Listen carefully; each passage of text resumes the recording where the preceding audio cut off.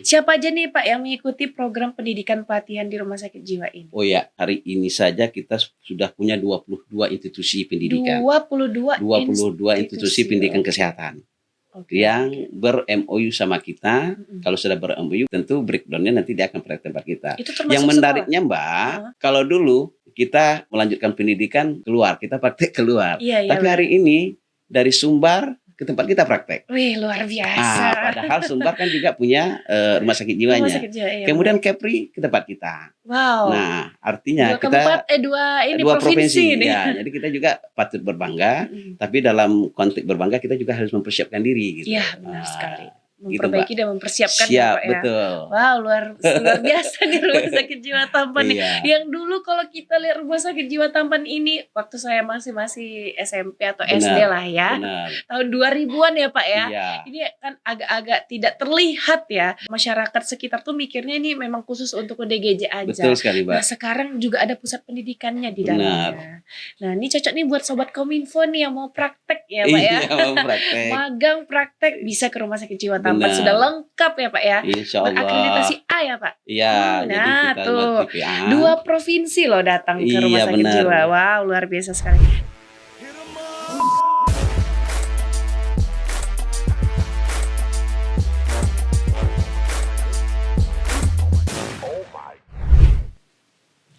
Assalamualaikum warahmatullahi wabarakatuh. Halo Sobat Kominfo, kembali lagi di podcast Diskominfotik Provinsi Riau bersama saya Dwi Diana Putri. Nah, hari ini kita kedatangan tamu spesial, yaitu Bapak Zulkifli Eskep MH, yaitu sebagai PLT Direktur Rumah Sakit Jiwa Tampan. Nah, dan kita bakalan ngobrol seru nih dengan topik Rumah Sakit Jiwa Tampan sebagai pusat pendidikan dan pengembangan kesehatan jiwa. Nah, selamat pagi Pak Zulkifli. Selamat pagi Bu Icut. Apa kabar nih? Alhamdulillah. Alhamdulillah. Jangan dipanggil Ibu, Pak. Oh iya.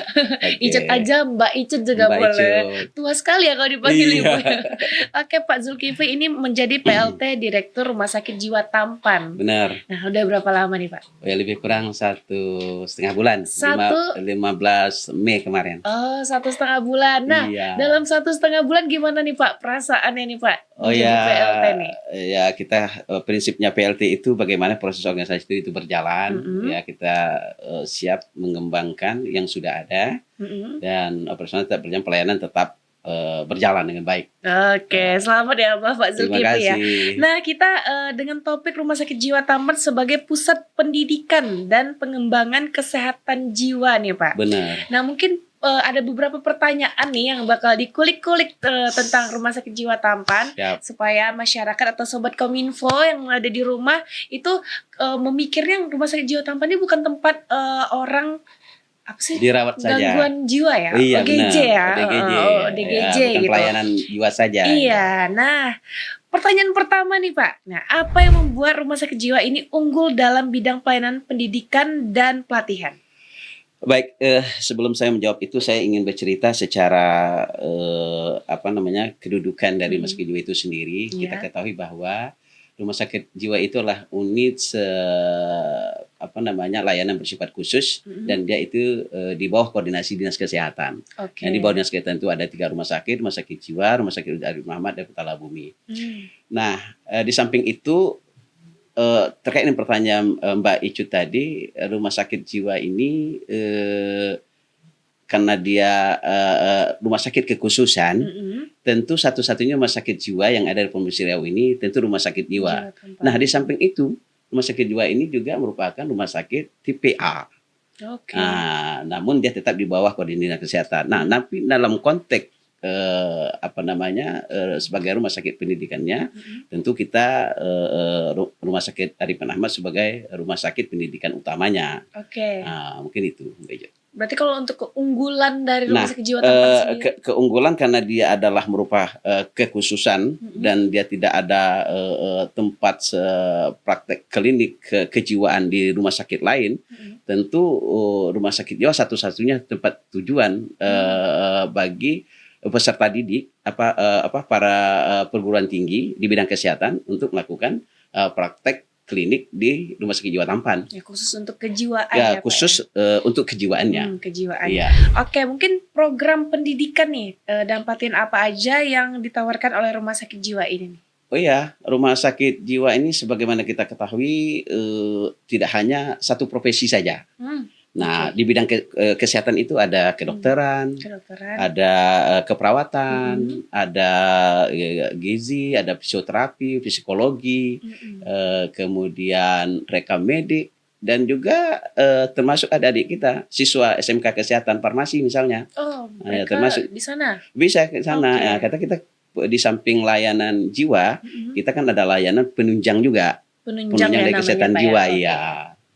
Berarti selain pelayanan kejiwaan, tapi ada penunjang-penunjang lain. Ya, layanan penunjang seperti farmasi, rekam medik, ada radiologi, ada gizi, ada laboratorium. Nah, ini semuanya terakomodir sana. Ya. Tapi kemarin waktu Icut berkunjung nih Pak ke Rumah Sakit Jiwa nih, nah kunjungan ya. Akhirnya Icut berkunjung ke Rumah Sakit Jiwa. Terlihat di sana ada beberapa teman kita yang ODGJ di dalam, tapi dia mempunyai penyakit bawaan, kayak ada yang tensi, ada yang apa sih namanya? Itu penyakit apa? Baik. Itu yang kita katakan tadi, untuk merawat pasien itu kita tidak hanya melihat satu sisi saja, tapi perlu kita lihat bio, psikososial dan spiritual. Jadi kita melihat secara komprehensif. Nah, memang di satu sisi layanan kekhususannya jiwa. Tetapi penyertanya, komorbidnya juga ada non jiwa. Maka di layanan kita ada ruang khusus namanya ruangan jiwa fisik. Nah, dia ada sakit jiwanya dan ada sakit fisiknya. Fisik itu seperti penyakit diabetes yang tidak mulder. Iya, ada bahasanya. Diabetes yang penyakit gula. Nah, kemudian mungkin ada stroke. Maka di samping SDM dokter jiwa yang kita siapkan, kita juga menyiapkan dokter non jiwanya. Berarti untuk yang adik-adik kita, adik-adik nggak tuh, mahasiswa atau mahasiswi kita yang dia mengambil non jiwa bisa juga berpendidikan di karena adik-adik kita katakanlah kedokteran. Nah, kedokteran hari ini Mbak, ini sudah berkembang. Kalau dulu kita kenal kan kedokteran Fakultas Kedokteran UNDI saja.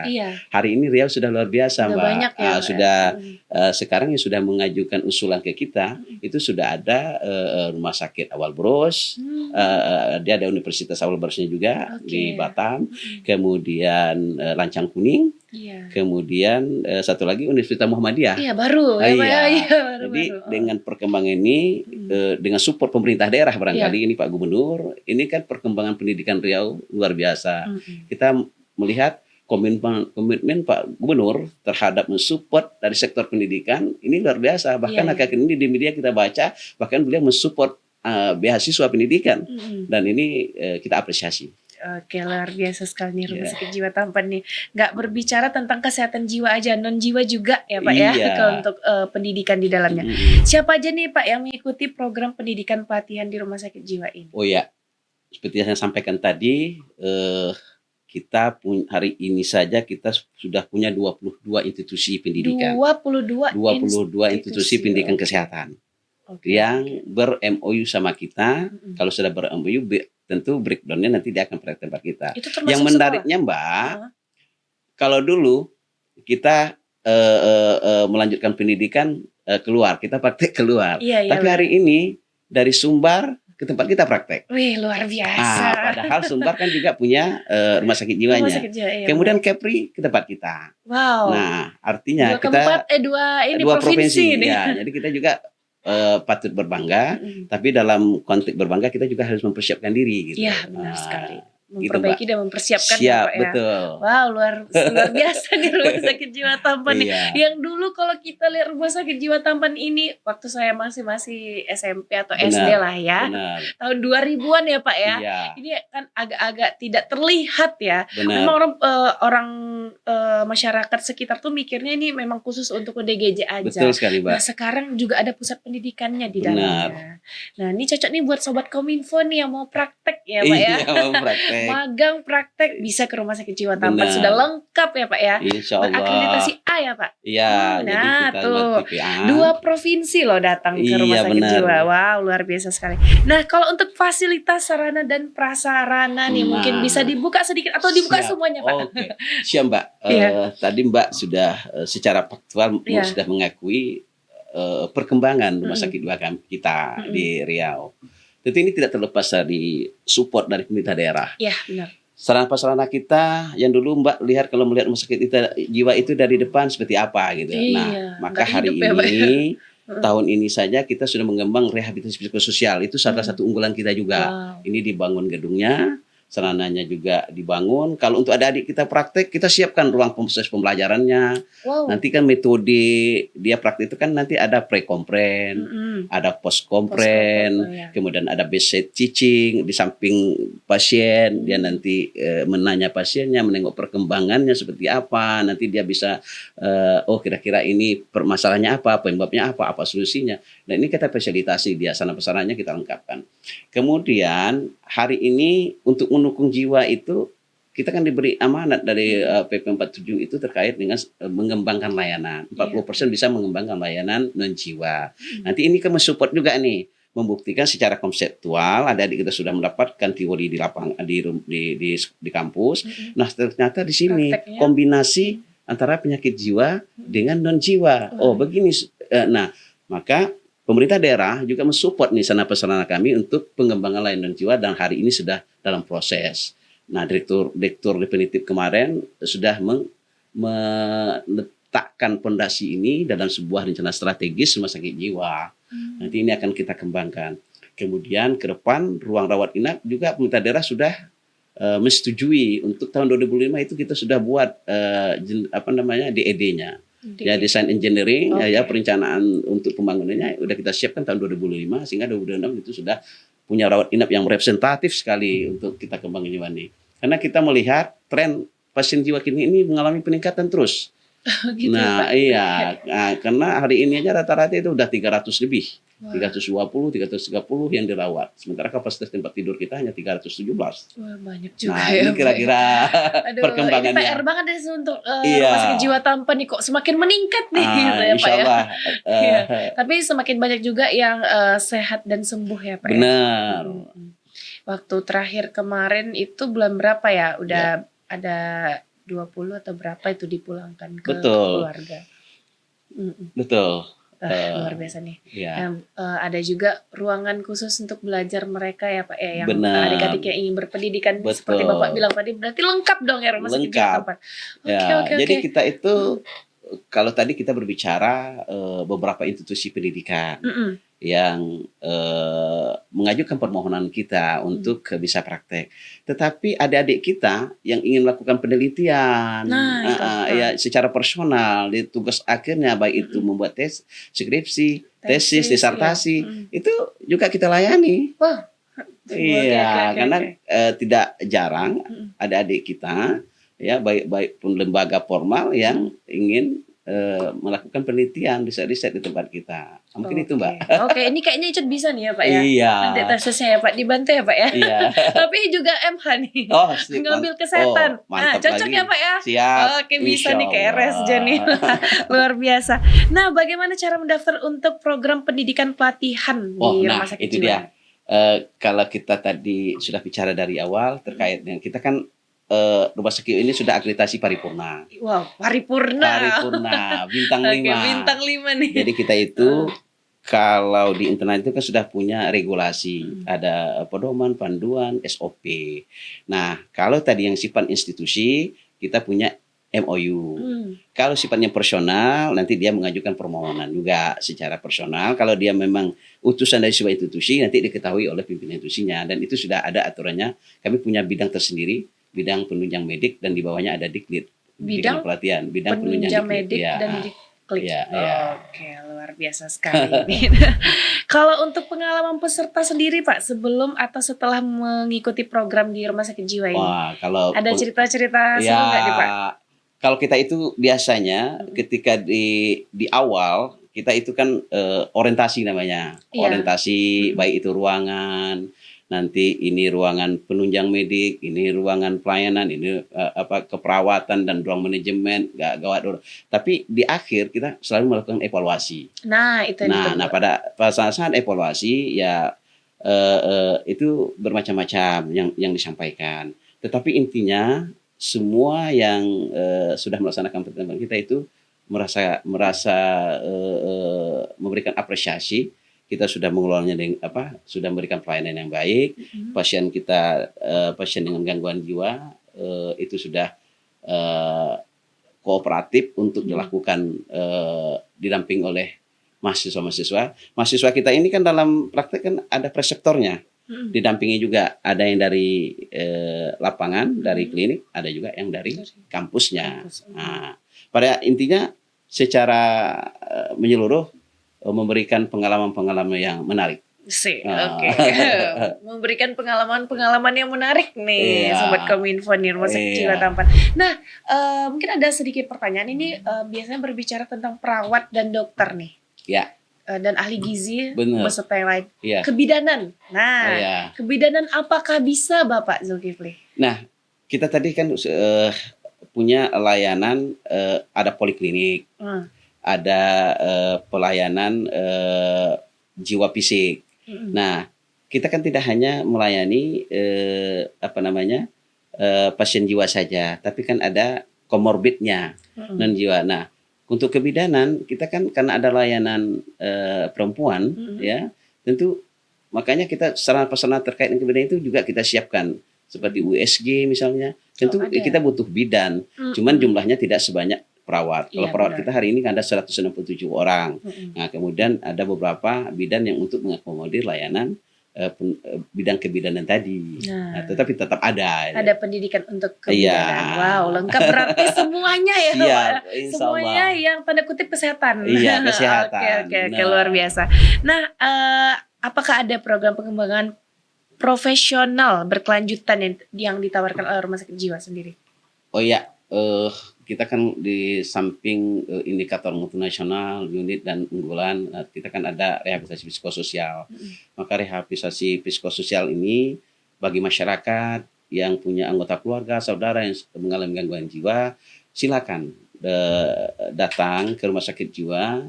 Rumah Sakit Jiwa tidak mempersoalkan pembiayaan karena ini sudah komitmen pemerintah Provinsi Riau juga. Nah, kita juga seluruh kabupaten kan hampir 90% sudah UAC. Kemudian ketika dia sudah sehat menurut dokter, kami punya unggulan daycare. Kami daycare itu ada 1 hari rawatan. Kemudian nanti meskipun dia tidak kami rawat lagi, dia kami jemput. Kemudian sekarang kami ada kerjasama dengan Panti Laras yang pasien pasca-ronet yang gelandangan itu nanti akan kami jemput. Kami jemput nanti dilakukan pelatihan-pelatihan. Kami punya nanti ada yang sudah dirancang oleh direktur sebelumnya. Kita punya pembuatan papan bunga. Kemudian kita sedang merumuskan mesin jahit. Ya, sehingga harapan kita ketika dia pasca rawat dia bisa hidup mandiri, bisa diterima oleh masyarakat. Mungkin itu. Iya, kemarin waktu main-main juga lihat hasil-hasil karyanya bagus-bagus sekali. Betul. Dan ada ini juga berkebun ya Pak ya. Iya. Nah, kemarin justru berkebun itu ya mungkin ada dokumentasinya juga hasil-hasil perkebunannya. Kemudian dia bisa nanti mandiri, bisa berkebun setelah dia dirawat dan dinyatakan sembuh menurut DPJP dokternya. Dan itu harapan kita semua gitu. Nah, pertanyaan lagi nih Pak, apakah ada di Rumah Sakit Jiwa tentang pelatihan ini dapat diikuti secara online atau jarak jauh? Nah, maka dalam konteks ini online sebagaimana dimaksud di sana, kita kan juga terkoneksi dengan Kemenkes. Biasanya Kemenkes mengupgrade ilmu kesehatan jiwa itu nanti hari ini kita kan udah main Zoom online. Nah, itu juga sering itu dilakukan di samping in-house training. Kalau in-house training itu biasanya dilakukan oleh Rumah Sakit Jiwa itu sendiri. Oh, berarti ada secara Ada. Oke. Biasanya berapa lama kalau secara ya online? Kalau di Rumah Sakit Jiwa kan 1-2 hari, sepertinya service excellent misalnya, ya kan, bagaimana memberikan pelayanan prima, itu kan ada terkait dengan mengupgrade kemampuan perseptor kita. Oke gitu, berarti ada ya secara Ada. online ya. Ya, Tapi ikuti prosedurnya. ya prosedurnya. Nah, bagaimana Rumah Sakit Jiwa mempersiapkan peserta nih Pak untuk menghadapi tantangan di lapangan setelah mengikuti pelatihan-pelatihan dari Rumah Sakit Jiwa sendiri? Oh ya, jelas kita kan selalu memberikan pandangan-pandangan terhadap mereka, tentu melalui pembimbing-pembimbingnya, preseptornya, yang mungkin yang lebih konkret di lapangan, mungkin mereka yang lebih memahami secara. Namun dari aspek kebijakan kita sudah menyiapkan pedoman praktek klinik, kemudian standar kompetensi yang diinginkan oleh institusi pendidikan. Namun nanti di lapangan kita persiapkan dan mereka juga harus mempersiapkan diri sebelum masuk ke lapangan. Itu ada pembimbingan khusus gitu nggak sih? Iya, biasanya kita ada. Seperti di kedokteran, kita punya pembimbingnya di kedokteran yang sudah punya kompetensi itu. Kemudian dari perawatan juga demikian. Oke, luar biasa nih Rumah Sakit Jiwa Tampan makin berkembang ya, makin berkembang nih lama-lama jadi rumah sakit ini nih, Ya, udah campur aja. Ya. Oke, Bapak Zulkifli, karena waktu kita nih sudah menunjukkan waktu tepat habis. Ya. Nah, mungkin ada perkataan, ada sepatah dua patah nih dari Pak Zulkifli untuk masyarakat, untuk pemerintah, atau untuk semuanya. Baik. Pertama kami ucapkan terima kasih kepada seluruh institusi pendidikan sudah memberikan kepercayaan kepada Rumah Sakit Jiwa. Dari 22 institusi pendidikan sudah memberikan kepercayaan kepada Rumah Sakit Jiwa untuk mahasiswanya untuk melakukan praktek klinik. Semoga ini bisa sebagai agent of knowledge kepada seluruh masyarakat, ya, kepada seluruh pemangku kepentingan, sehingga bisa mengangkat citra rumah sakit ke lebih baik lagi.